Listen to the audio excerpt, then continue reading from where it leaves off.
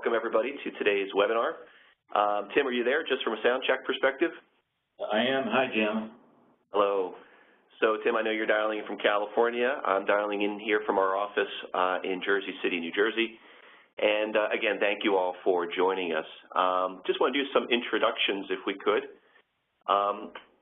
My name, again, Jim Summers here on the left, Chief Marketing Officer for RelayWare. Been here with the firm for over a year and come from the mobile space before RelayWare, working for a company called Antenna Software, as well as before that working for Responsys, which is now an Oracle company in the marketing automation space as well. And before, Tim, I hand it over to you, I'm just thrilled to have Tim join us today as an industry leader in the partnering relationship management space. And we're really thrilled because this particular topic of PRM and the Forrester Wave, just from a statistical perspective, we've had over 1,000 downloads of the Forrester Wave report through our website. It obviously has a tremendous appeal in the market for anybody that's trying to get their arms around partner relationship management, building a strategy, and trying to get a feel for who the players are and suppliers are in this market. We thought it would be very helpful and worthwhile to go the next stage and dig deeper into the report and have Tim, give a little bit of the background on the report and also share with us how he got to the final report and how you can use it depending on your various maturity models. So with that, very excited. And Tim, if you could pick it up from here and introduce yourself and share with us your thinking on the Forrester Wave in this space. So, top of the morning to you all on the West Coast at least, and if you're in Europe, good afternoon, and if you're dialing in Asia Pacific, hey, thanks for getting up in the middle of the night. I'm principal analyst with Forrester. I lead Forrester's research on channels, tech and telecom channels, but as an FYI, we are going to be expanding our research scope next year to include other B2B industries in their channels as well. So the agenda, what I'm going to talk about. So I'll try to explain what the Forrester Wave is first for a few minutes, give some background on PRM, partner relationship management, and why it's important and critical for tech and telecom vendors today. Then I'll go through an exercise of how you can apply the Forrester Wave for your particular purposes. And then I'll turn it back over to Jim to tie it all together. So let's start with what is the Forrester Wave. And this is not the wave, right? So no. This is the Forrester Wave. It's really a data-driven evaluation of the software, hardware, and services markets. In this particular case, it's software, PRM, partner relationship management software, although the example I'm giving here is in another space, web content management, but it's just an example.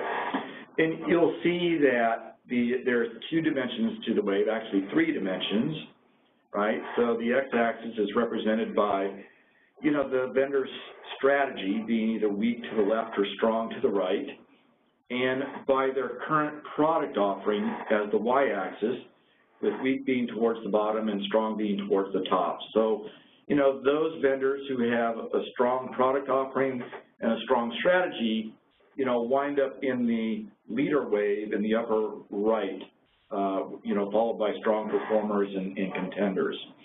The reason we say data-driven is because it is. We actually provide data metrics for all of our scoring, and I'll get into that in a little bit because that'll be how you can apply the wave for your purposes, for your particular scenarios and circumstances.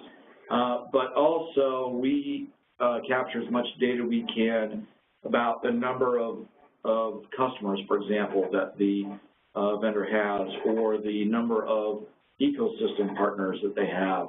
So we capture as much data as is possible and make it a quantified model and tool for you.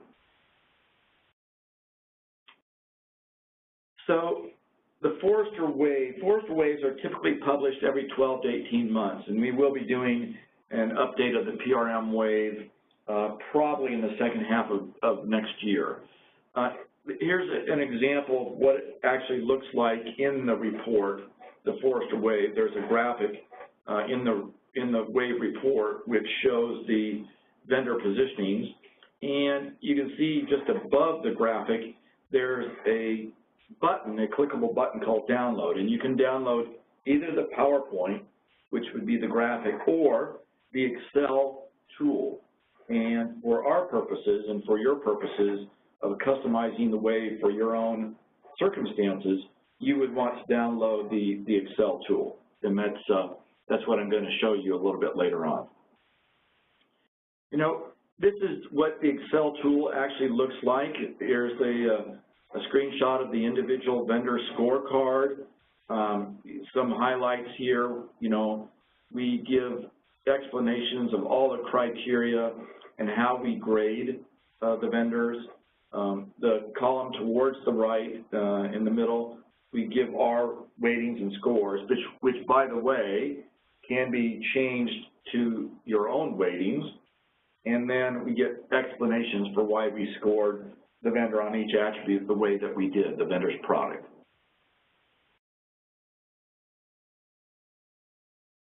And here you have, again, in the Excel tool, the ability to customize. So you can see, you know, the numbers towards the left are Forrester's weightings, right? We try to use typical tech and telecom industry average weightings when we went through the scoring, but we realized that every tech and telecom vendor has their own particular, you know, issues and circumstances with respect to their channel and their channel ecosystem. And so, you know, different things may have different weightings according to you. So what you can do is you can change the weightings to accommodate or reflect more accurately what's important to you and your channel partners in terms of the value that you want to deliver to them via a PRM system capability. And then once you re-enter the weightings according to, again, your own scenario, what you'll get in the Excel spreadsheet is your own custom weightings over to the right, highlighted here in the red, which will show the new scores reflected with your weightings. So you can see to the left is the original scores that were in the Forrester Wave report, and to the right, the custom scores according to the custom weightings that you applied. All right, let me back up a little bit now and talk about PRM, or kind of the philosophy of PRM, if you will. So why is PRM important, partner relationship management software solutions important, and why is it getting more important? Because, you know, it's, as a commercial space, commercial market, PRM has been around since the late 90s.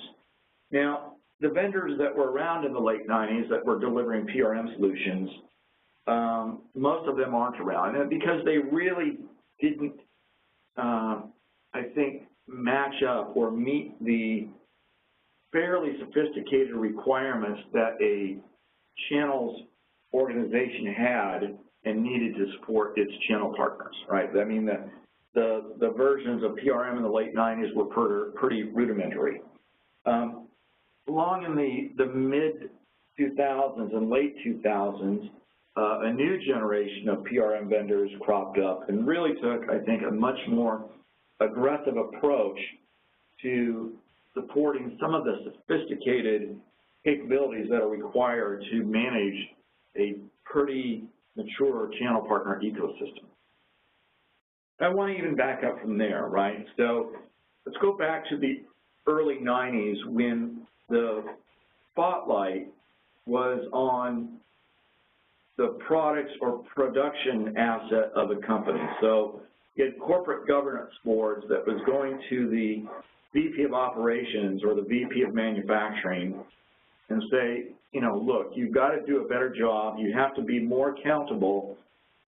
You have to be more transparent in, you know, what you're doing so we can understand, you know, all the cost and investment and, you know, profit figures for your function.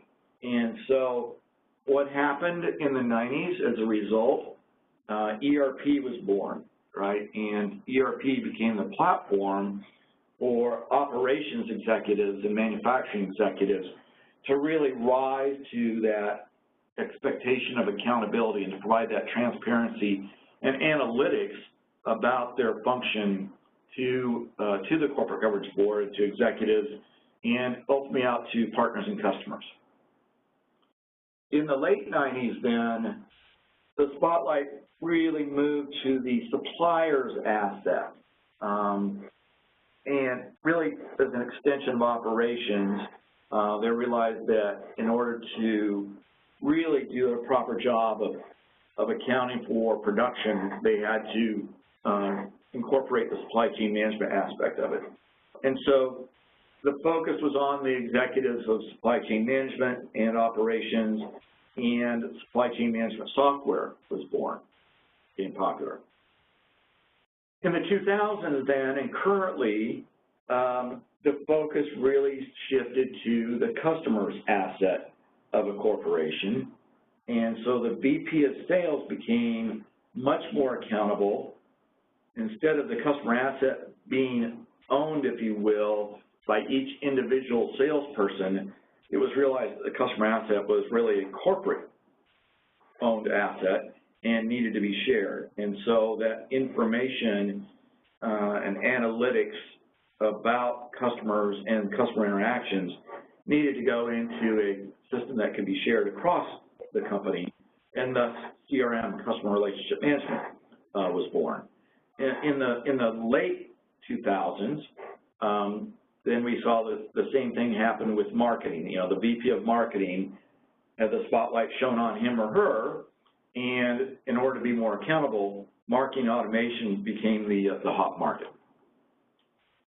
Now, what I'm hearing from channel chiefs, from virtually all the tech and telecom vendors that I talk with, is that the spotlight is now shifting to them, that they are in a real crunch in terms of going back year over year for their budget requests and not being able to articulate ROCI, their return on channel investment. And so obviously the pressure and the spotlight is now being applied to the channels organization to become more accountable and transparent in terms of, you know, what they're doing, how much it's costing, what the investment is, and what the return on channel investment is. And that's where the focus is going to be, and you need a pretty robust PRM platform to be able to capture all that information upon which you're going to provide that sort of analytics.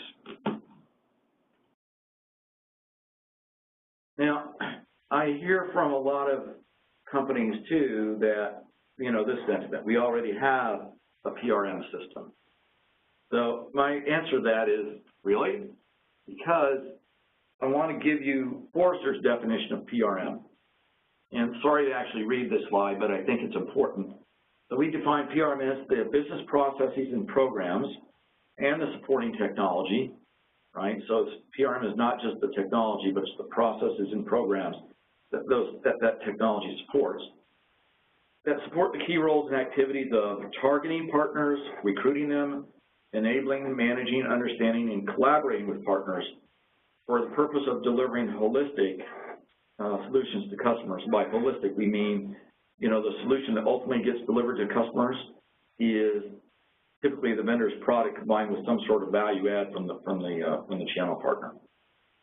So if you think that you have a PRM system that encompasses the full partner management lifecycle, if you will, fantastic. You know, you're in a good state. But I'll tell you, when we've gone in to examine and audit some of the PRM systems that tech and telecom vendors have, they actually resemble a crumbling wall, right? Because the PRM system consists of lots of different components, i.e. applications, that have been cobbled together over the course of many, many years, perhaps even dating back to the 90s, which could be a mix of commercial software products and custom-built applications. And it's getting more and more difficult for those vendors to really maintain that system and to justify the cost of maintaining that system. Let me shift gears one more time and talk about Forrester's customer lifecycle really quickly, right? Because this is important, and I think a lot of companies now are adopting the customer lifecycle as opposed to the marketing funnel to deliver more value to their customers. So it starts in the upper right, where a customer actually discovers you. So the power is in the hands of the customer now.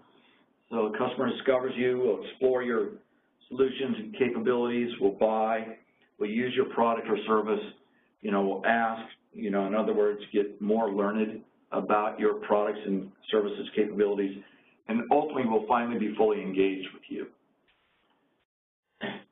There are, several benefits to the customer lifecycle in terms of value, right? So you could say that, it provides a more unified relationship to drive growth with that customer, right?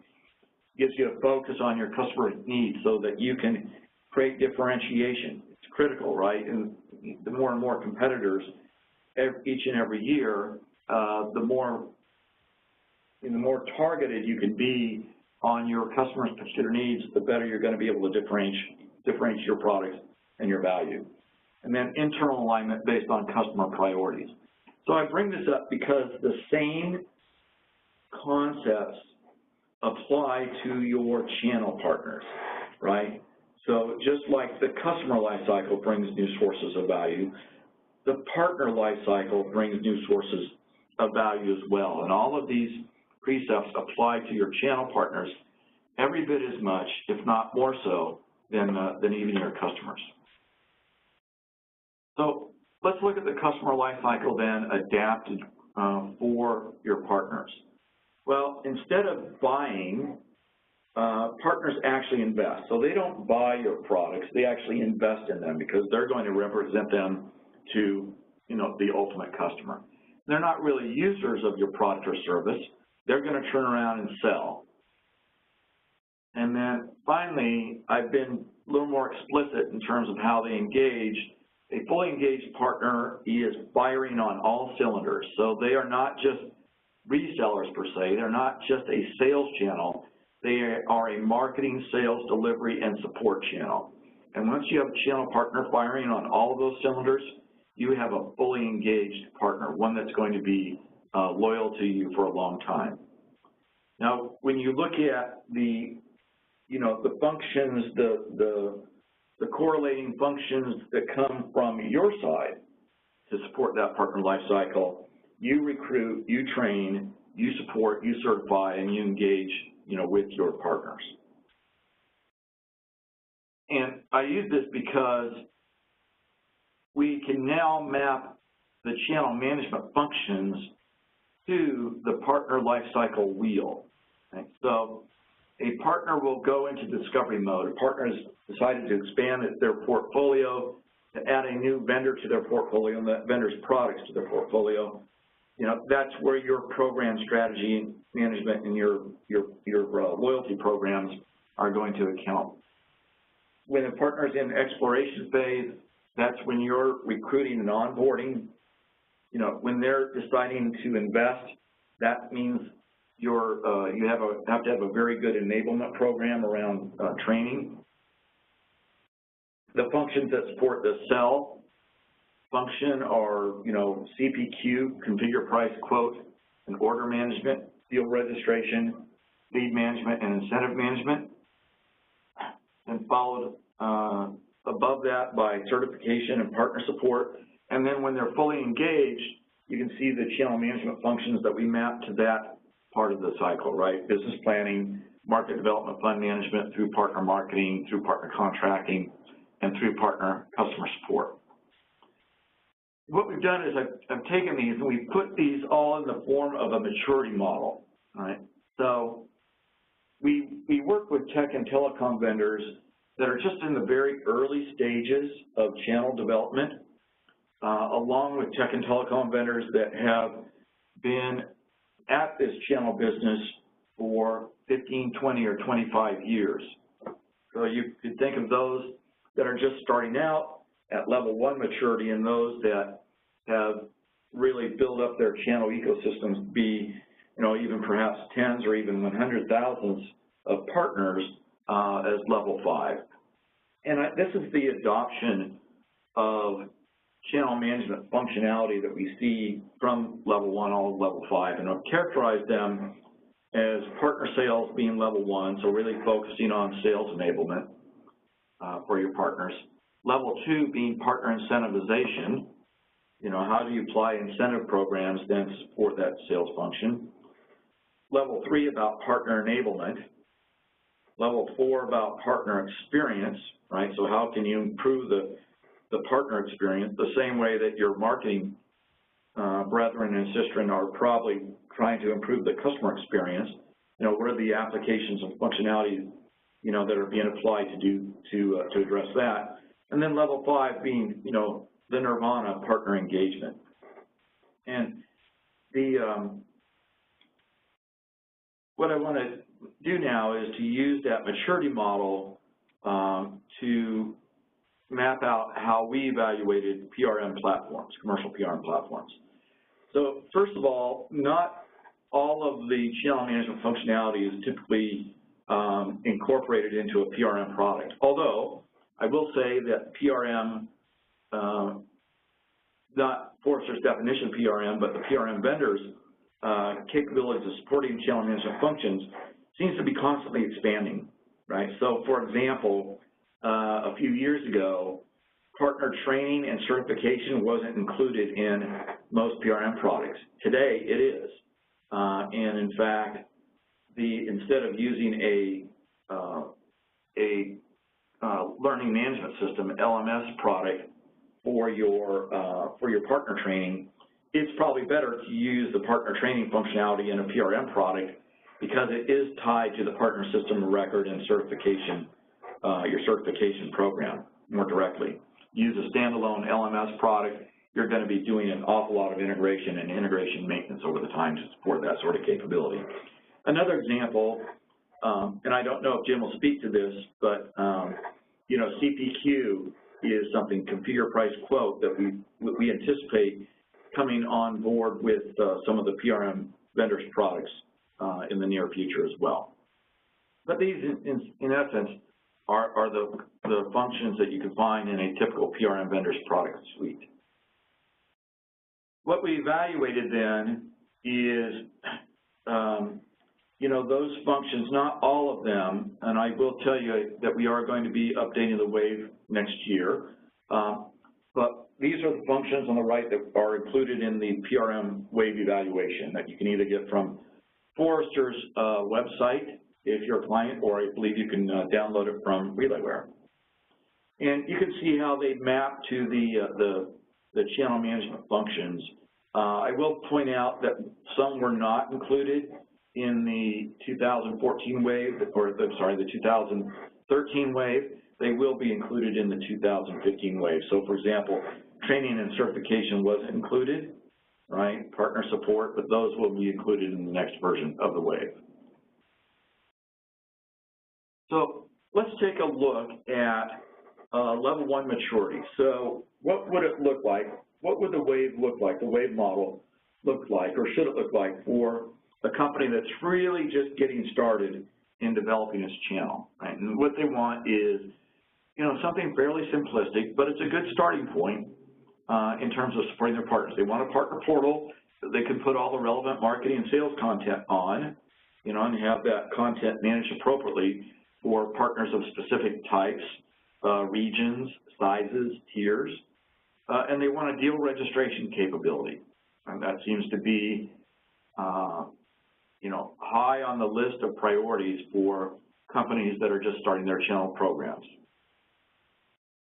And here's what you do then. In the Excel tool, there's a column in here for your custom weightings, and what I've gone in here is I've gone in and changed the custom weightings for lead registration or deal registration. Same thing, we're just using the terms synonymously here. weighted at 50%, and partner portal weighted at 50%. Right? And you can see those gross weightings for those categories have changed under the Your Custom Weightings column. Right? Everything else has been zeroed out below it.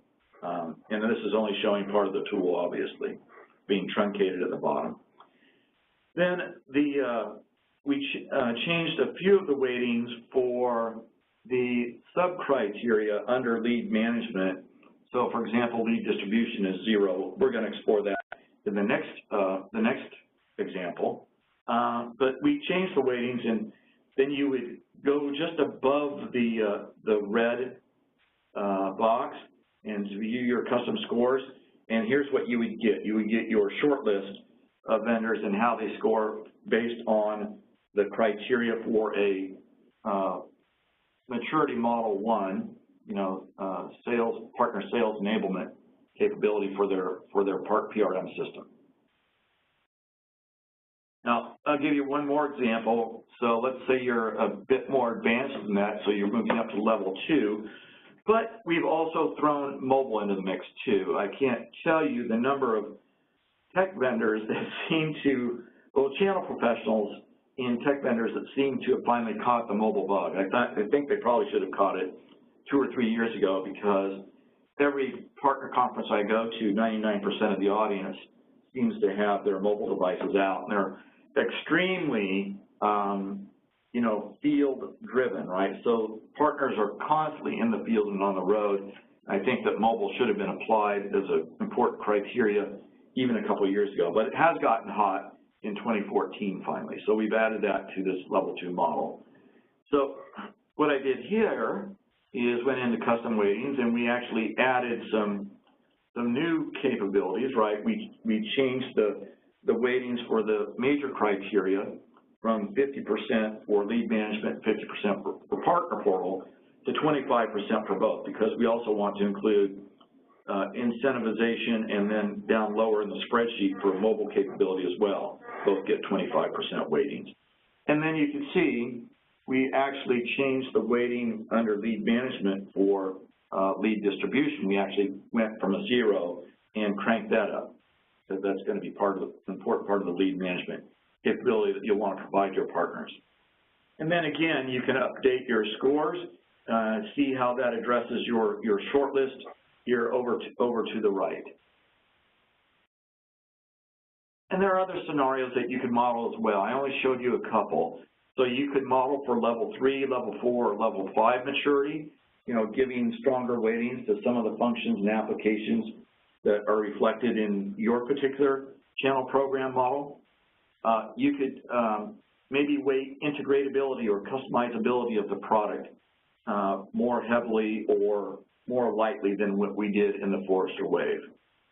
You might think differently in terms of the vendor's market presence. It might be more or less important to you than what we gauged. And then finally, another variable that you can play with is the vendor's vision and ecosystem support. So that's something that we model in the Forrester Wave, and that may be either less or more important to you than the way we modeled it out. So with that, let me turn it over to Jim, and I think he's going to talk a little bit about what RelayWare is doing to support channel maturity development and some of the other things that we've talked about. So, Tim, thank you for that. And as Tim walked through there, Tim is clearly sharing with you how the PRM pieces come together and how the market is shaped and how to use this report in sharing best practices and best processes. What I'd like to talk about just for a moment here is how can you apply this thinking of best practices and best processes into systems to fulfill this vision, recognizing that some of you on the call are at one stage of maturity and some of the others are at a different stage of maturity. But when we, just to sort of introduce, and I'm going to, try not to make this too much of a sales and advertisement here, but, when we talk about RelayWare, we want everybody to understand one thing, is that we are maniacally focused on partners and partner engagement and performance. That's all we do. And companies, let's say Salesforce and Oracle, PRM is just one small percentage point of their overall revenue, and sometimes it's even a tick box of a larger solution that they're bringing to market, of course. So for us, this is what we do. We wake up every morning thinking about partners and how to improve people like you in engaging with your partners and improving partner performance. You know, it's interesting when, you think about some of the statistics. There was a report from Forrester, Tech Channel Marketing Trends, that surveyed vendors with greater than 5,000 employees. And what they found is that those companies rely on channel partners for over 60% of their revenue. And for us, those are the kinds of companies that we like to talk to, because clearly indirect channels and partnering is strategic to your business, and you need a system that is fit for purpose and built for that. So, going back to what Tim talked about earlier, I think it was Tim's slide 15, and you talked about, you had the wall there and how, custom-built solutions cobble together PRM solutions right in that wall. And we see the world in a lot of the same way, and what we're trying to do is bring value where we're bringing together the systems, whether they're marketing systems, maybe they're bespoke training systems, it's your CRM system as well, and maybe some community and collaboration tools, and bringing those all together into one common platform, again, that is specifically built for the partners and enabling and improving the performance of those partners. And again, this is similar, Tim, to a slide you showed earlier, slide number 16. And when we look at sort of the partner journey and the life cycle, what RelayWare is doing is providing one system that allows you to stitch together all these various stages on that partner journey. But what we've realized as we go out and we talk to a lot of customers and prospective customers, they're not ready to buy the whole thing. They're a little overwhelmed by the full platform and say, yeah, this is what I aspire to get to, but I'm not as mature as maybe this other company that is thinking about it holistically. I need to think about it maybe at level 1, about deal registration. Maybe there's channel conflict issues. Maybe it's the portal and getting the right content to the right partner. So what we try to do here at RelayWare is to understand that there's a certain, quite frankly, vast majority of companies that have some kind of unique pain point that they're trying to address, depending on where they are on that partner journey. So what we try to do is help you choose and invest, to use your word, Tim, not buy, but invest in the right solution depending on where you are on that maturity curve. And frankly, you may also want to have maybe managed services because you don't have the resources. Some people get a little spooked by the fact that I'm going to buy this, but now I've got to get the right people in place on my side to be able to support this. Well, if you don't have those resources right away, we can certainly help with the managed services. But the way we kind of carve up our business in helping customers like you is choosing either a partner pack that is a pre-configured solution. Maybe you need all of it all at once and maybe more of a cloud and more of a platform since you are maybe more mature and you're trying to get greater efficiency and return on your investment in the systems you have. And maybe you need help through our managed services. But what I'm going to talk about here are really the partner packs. And I wouldn't say these tie directly to Tim. We don't see the world exactly the same way. He has his different levels. And we think that loosely, the way we come to market with our various products ties pretty much to those various categories that Tim talked about earlier. And frequently, level 1 is a partner portal. A lot of people do have a partner portal, but maybe it's not doing the things that they need to. Maybe it's a little too cumbersome, a little too manual. And they need a smarter partner portal. Maybe they need help, if you're in the sales organization, with better sales solutions for the partners. Maybe there's better ways and inefficiencies in your training program for partners. And maybe you need a better way to manage your incentives, your rewards, your MDF funds through our partner marketing pack. So these are the 4 main ones that we see. To be honest with you, the one that we see more than anyone else is, I would say, a combination of partner portal and partner sales. Those are frequently where we get people pick up the phone, they reach out to us, they need help with that. I need a better portal and I need a better way to have my partners register their deals and manage their accounts and so forth. So just quickly breezing through each of these, the portal here is the area that delivers all of the enterprise class CMS that delivers all the content and the information, the tools, and the resources your partners need. Everything from registration and approvals of the deal, that's the hub that allows your partners to to get onboarded and trained. There's a dynamic content library in there that can support documents as well as video and media, and it's also mobile optimized. We share the same enthusiasm that Tim has over mobile, and we hear the rallying cry from the partners and solution providers themselves that they want this all mobilized. So the portal here really does these things to get, it's really the foundation, the jumping off point for the other solution packs.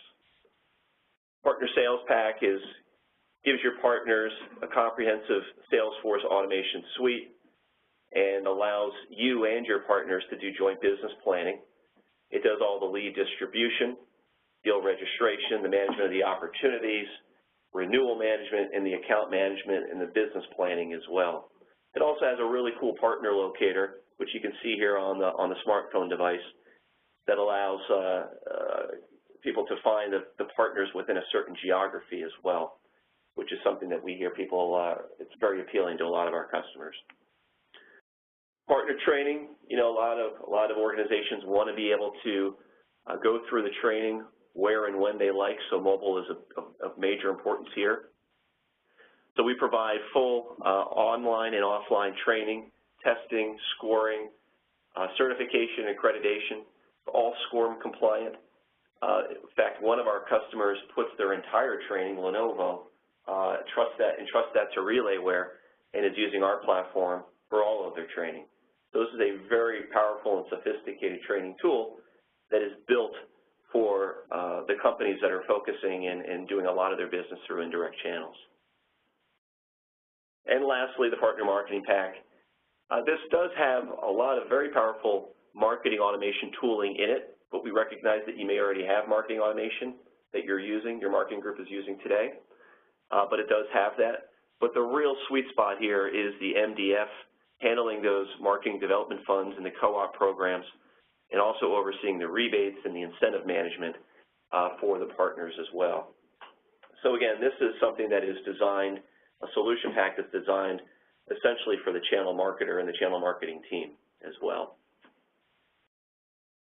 So all of this, just to kind of come back to a point that Tim raised earlier, is built on the Partner Cloud. The meaning there is that you don't have to buy the whole thing. You can buy 1, 2, 3, 4 of these packs, whatever fits your needs. But as you scale and grow, it all works off of a common platform, common database of all your partners, common content management system, common business rules engine, reporting and dashboard, and it all integrates. That's the layer that integrates with your back-end systems, your social sites, and maybe you're using a point solution from a CCI or structured web or maybe a ZIF solutions that you don't want to have to rip and replace, but you want to have a gateway to those solutions through RelayWare's Partner Cloud, and we can do that, and we do that for our customers today. So just to wrap it up here, by bringing this all together and applying the best systems to the vision and what Tim has laid out for us today, you know, really drives business value and business benefit. These are some, as they say, business results will vary depending on the customer, but in general, when we look at the aggregate of all of our data and we look at all of our customers, these are some of the metrics that we see here and the value that best-in-class systems is bringing to a business. So 6x increase in engaged partner contacts. You know, we can see that through things like increased partner portal hits, and our solution is bringing upwards of 10x in increase in partner portal hits. An uptake in partner training and enablement and adoption there. Also, you can see big increases there. A 4x increase in deal registration volume and a 6x increase in deal registration value, and a lot more. But just to give you a flavor for how we can drive business value and greater value out of your partners and get them more engaged and more loyal and more productive. So here's some of the customers that we have currently on board today. Obviously, a lot of them are in high tech and the telco space, but also in areas of insurance and financial services as well. And just to put a final punctuation mark on this here, you know, RelayWare is, we feel, is powering that next wave of performance and partner performance. Tim had his spotlight slide earlier on where he talked about the evolution from ERP to better channel management. and everything in between, from better customer engagement, better marketing automation. And we do think that the next big opportunity for a lot of businesses out there that are doing business through channels is to improve that, drive better productivity, better engagement, deeper collaboration, and ultimately drive greater return on your investment in the channel. And that's what we do here, and we call that partnering up. It's a call to arms to do better with your partners and in your indirect channels. So with that, we're about 45 minutes past the hour. I think we have some time for some questions from folks. And Karen, if you're still there, maybe you can help us. I am indeed, Jim. Can you hear me okay? I can hear you great. Thank you. Yeah, we've got a couple of questions here, and actually they both refer to the channel management maturity model that we just discussed earlier. The first one is, do you recommend when we start out we should follow this order to grow our program? So, for example, offer training before certification. Do I recommend it? Actually, I don't. The maturity model is based on industry averages of what is the norm. And one of the things that I see is that most ICT vendors put deal registration and sales enablement first. And really what they should be doing, I think, is putting partner training first. I mean, I suppose that a new channel partner might be able to, close a deal if you give them, the right content to support that, but he's acting more as an order fulfillment or order taker than anything else. If you really want to, I think, make your channel effective, the first thing you need to do is to put a partner training program in place. And so the only alteration I would make in terms of what you should do as opposed to what is happening is to move the partner training function a bit to the left. Thank you, Tim. That's great. The next one is a bit of a wider question, and again, as I said, refers to the channel management maturity model. And this particular registrant asks, what is the measure of success for each maturity level?